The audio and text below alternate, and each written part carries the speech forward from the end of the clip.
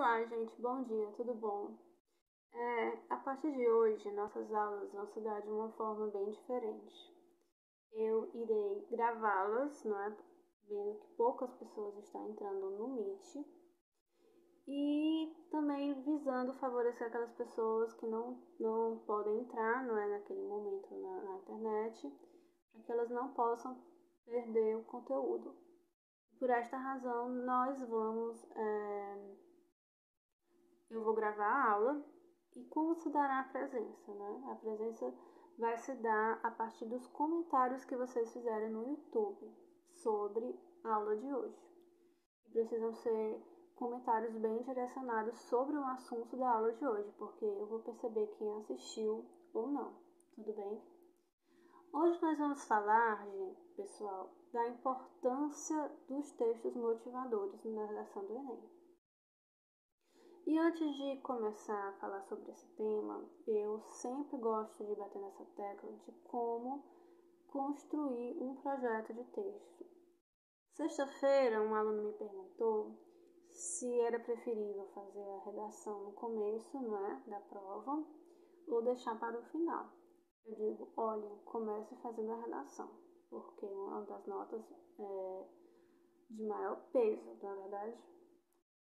Só que o rascunho, aquela folha de rascunho que disponibilizam para nós, deve ser usada não para escrever o texto inteiro, mas para fazer o nosso projeto de texto.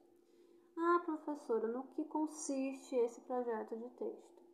É o seguinte, vamos supor que o tema seja aqui, né? A manipulação do comportamento do usuário na internet e o controle de dados. E me veio uma série de pensamentos sobre esse tema. Eu vou lá no meu papelzinho do rascunho e vou colocando os meus argumentos, o que eu lembro de filmes, de séries, de tudo que eu assisti, né, no meu repertório sociocultural. Eu coloco lá na minha folhinha. Depois que eu faço esse brainstorm, né, rápido, porque a gente tem pouco tempo para escrever a redação, eu parto para um segundo momento, que é da estruturação do texto. E o que fazer nesse momento, professora? Em primeiro lugar, pense na sua introdução. A sua introdução já deve vir com o tema, não é da sua redação. Então, se o tema da sua redação for manipulação do usuário com controle de dados na internet, mesmo que você coloque a frase inteira lá, é importante que você faça isso para que o tema, como nós vimos na aula passada, seja abordado de forma completa, né? Fale sobre o que você vai falar ao longo da sua redação e coloque os tópicos. Vá topicalizando. Eu tenho um argumento, tenho 2 argumentos sobre esse assunto. Quero falar 2 coisas sobre isso. Diga lá na sua introdução, quero falar sobre esse assunto e falar sobre esse.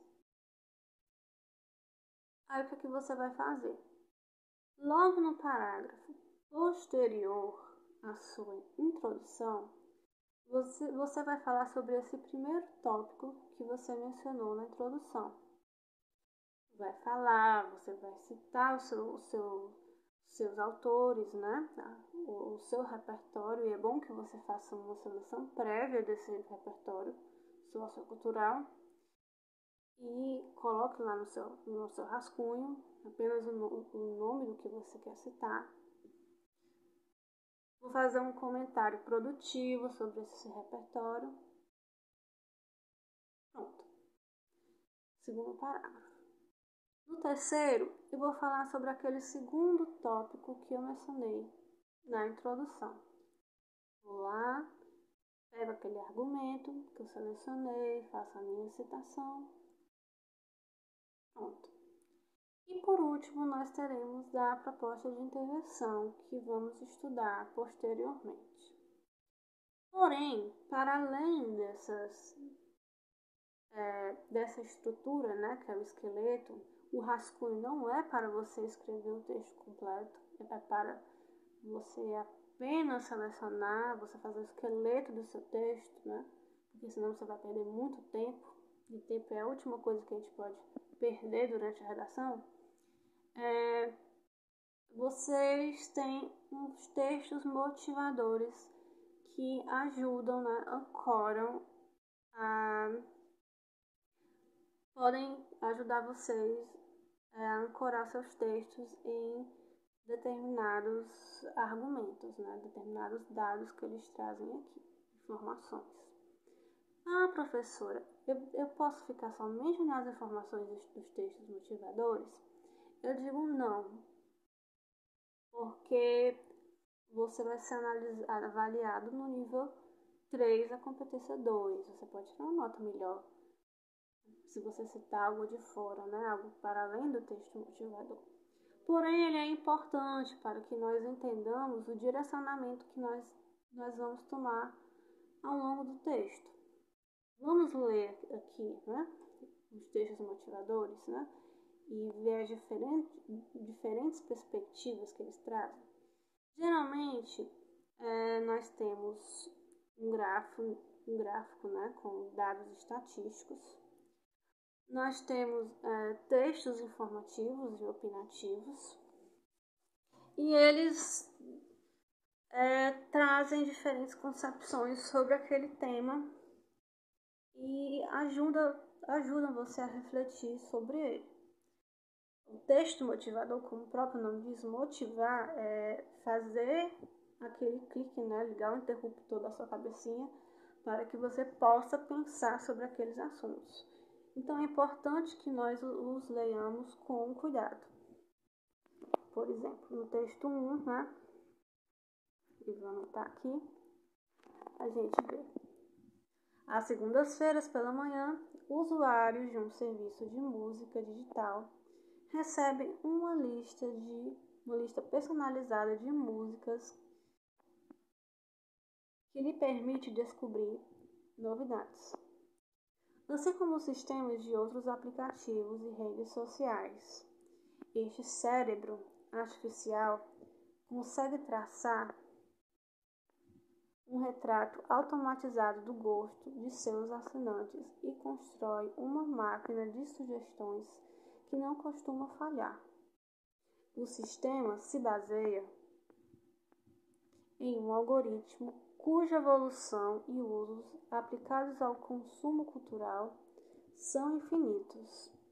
De fato, plataformas de transmissão de vídeos online, né, começa a desenhar sua série de sucesso rastreando um banco de dados gerado por todos os movimentos dos usuários, para analisar o que lhe satisfaz, né?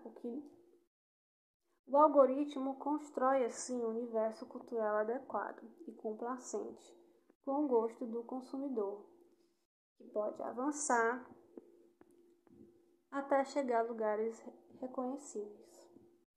Dessa forma, a filtragem de informações feitas pela rede social ou pelos sistemas de busca pode moldar nossa maneira de pensar.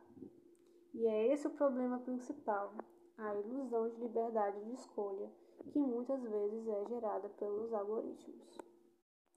E o que é que nós temos aqui no primeiro texto? Nós temos um texto eminentemente informativo e também traz uma pitada de opinião, né? Ele fala que da existência desses filtros na internet, fala que as séries, né, são produzidas de acordo com o gosto dos consumidores e que nosso comportamento, de certa forma, vai sendo manipulado por esses filtros que vão mostrando, né, a nós somente os conteúdos que são pertinentes, ou que pelo menos eles julgam pertinentes pelos nossos gostos.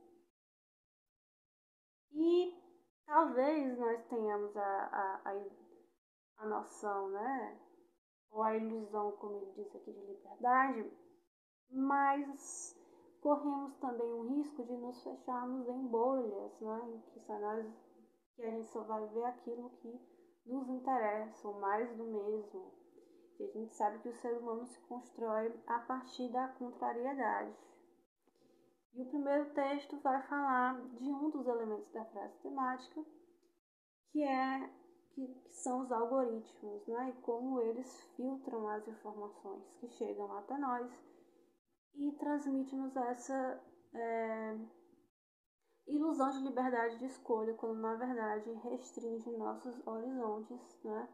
Quando faz com que nós só vejamos aquilo que queremos ver e não aquilo que nós precisamos ver. Isso é uma modelagem comportamental. Isso é perigoso. O primeiro texto trata de um dos elementos da frase temática. Já o segundo, vamos ler aqui. Nos sistemas dos gigantes da internet, a filtragem de dados é transferida para um exército de moderadores em empresas localizadas no Oriente Médio ao sul da Ásia, que tem um papel importante no controle daquilo que deve ser eliminado da rede social, a partir de sinalizações dos usuários. Mas a informação é então processada por um algoritmo que tem a decisão final. Os algoritmos são literais, em poucas palavras, são opinião embrulhada em código. E estamos caminhando para um estágio em que é a máquina que decide qual notícia deve ser lida ou não. O texto 2, do Pepe Escobar, A Silenciosa Ditadura do Algoritmo, pelo menos esse trecho, é eminentemente informativo. Ele diz que no Oriente Médio existe nas empresas, existe uma equipe que filtra essas informações que nós vemos e a gente só vê aquilo que é pertinente, não sei se a nós ou se é um grupo, ou se é pertinente a um determinado grupo social, né? E aí vem outras questões mais sérias, que não vem ao caso aqui, porém, nós sabemos que nossa opinião vai sendo manipulada pelas informações que vão chegando até nós, né? E essas informações podem cobrir outras que talvez sejam mais preciosas, que não chegam, né? Que são silenciadas. E aqui ele fala de algo que é perigoso, ao meu ver. E o texto 2 é eminentemente informativo, né? Ele traz uma informação nova para a gente.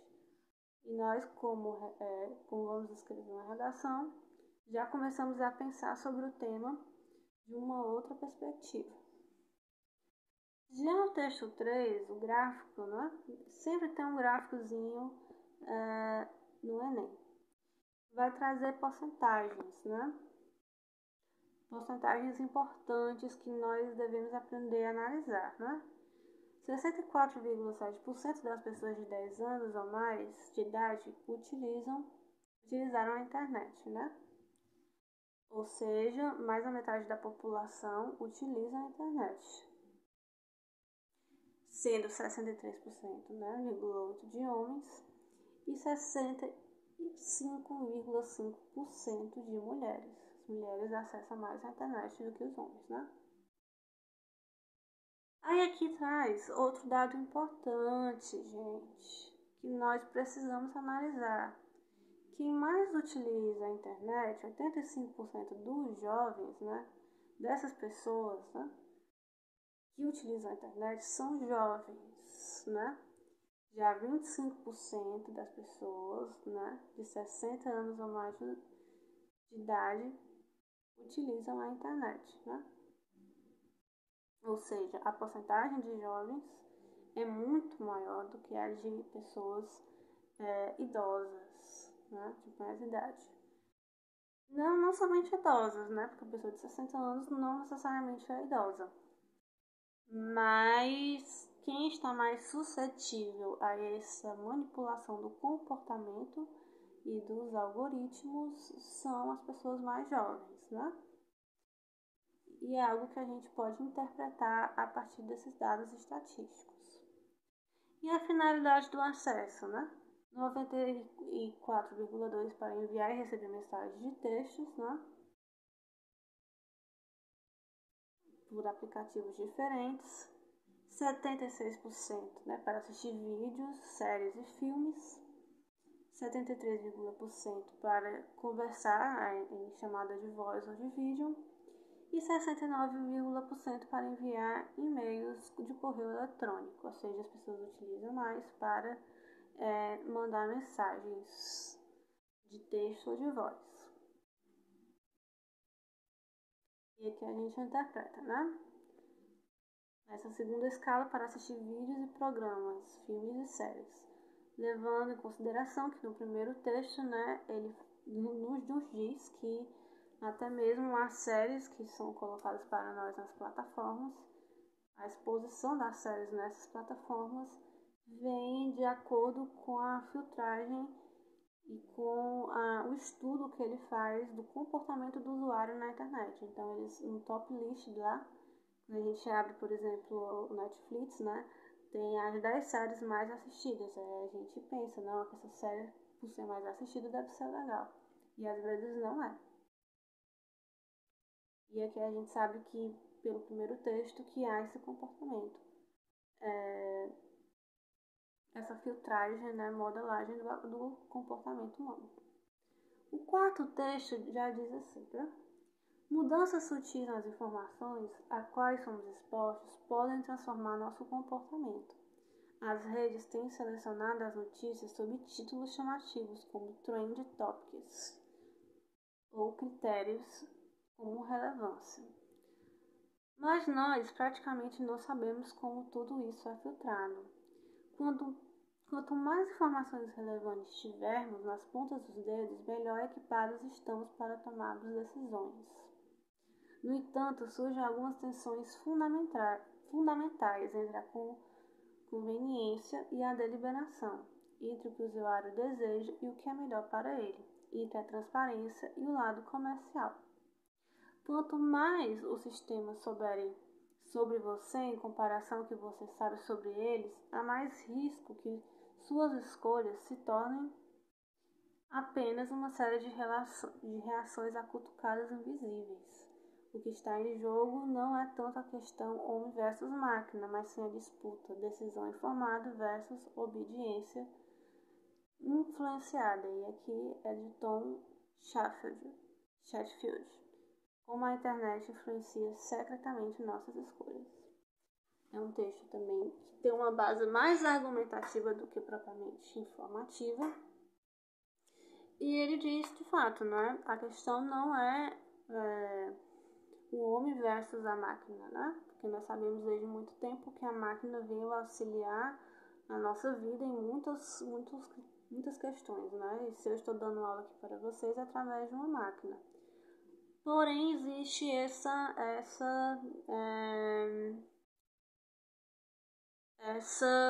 digamos, essa briga, né, essa disputa entre a decisão que é informada e a obediência influenciada.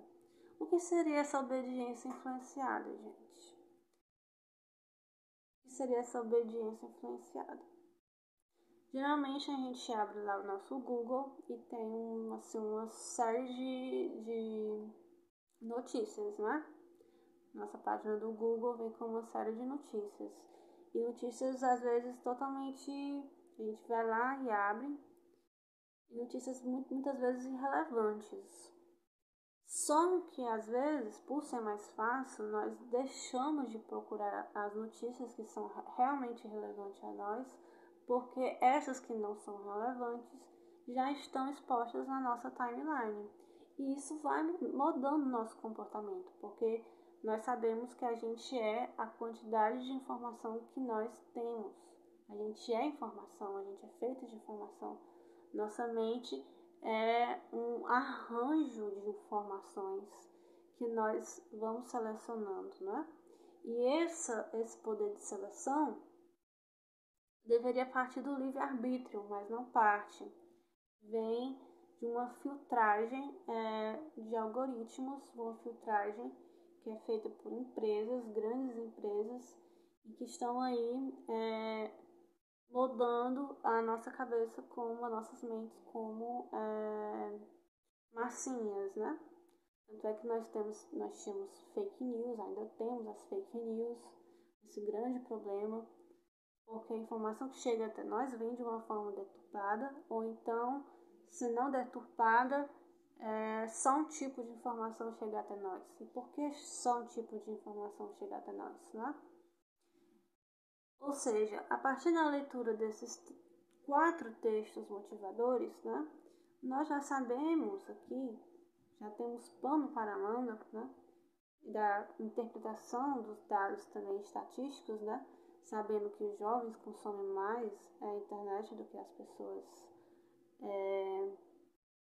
mais velhas e que as mulheres consomem mais a internet do que os homens, e também que a finalidade geralmente é para mandar mensagens, né, de voz, mandar imagens, né,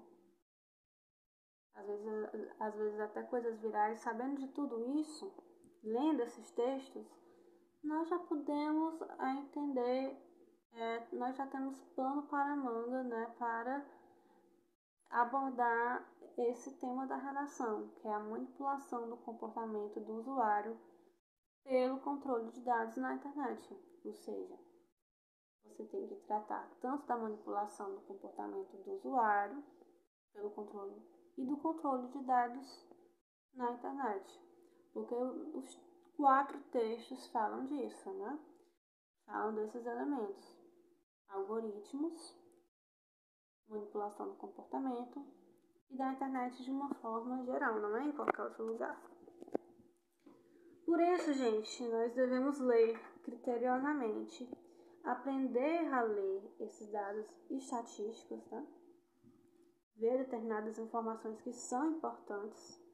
A fonte, né, aqui, olha, essa fonte também, essa redação foi de 2018, e olha só, aqui é a fonte de 2016, então em 2016 nós tínhamos esse perfil aqui. E aqui ele traz, né, textos informativos e opinativos para que nós possamos dar nossa opinião sobre o tema. Arrebatando o assunto, o que é que nós devemos fazer? Gente, leiam os textos motivadores, aprendam a interpretar os dados estatísticos e utilizem esses dados como complemento, não como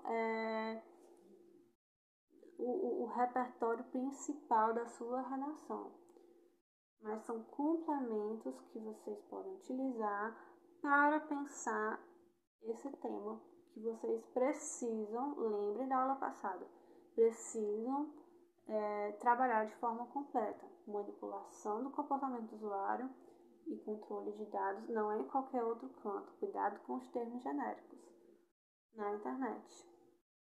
Tudo bem? Leiam atentamente, vejam os dados estatísticos, leiam atentamente os textos motivadores, ok? Que estão aí para causar essa tempestade de ideias. E façam isso, meus alunos.